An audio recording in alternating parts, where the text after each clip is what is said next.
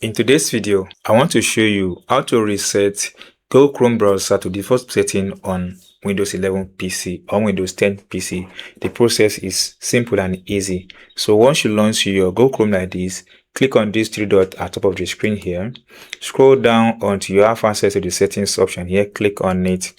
Once you click on the settings, then at this side you have a lot of options here. Scroll down until you see reset button here. Click on it. Once you click on the reset button, you have yourself at this button that says reset settings to the original default. Click on this arrow. When you click on this arrow, a new pop-up comes out like this. Now here is going to happen once you click on this reset button. This action will reset your start tab, new tab, search engine and paint tab, disable extension, delete cookies and other temporary site data, reset Chrome shortcut.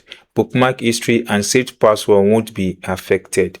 So if you have a bookmark and saved password, that will not be affected. So now in order to reset it now, go ahead and click on this button. And that's all guys, you've been able to reset your Google Chrome browser on your laptop computer or Windows 10 or Windows 11.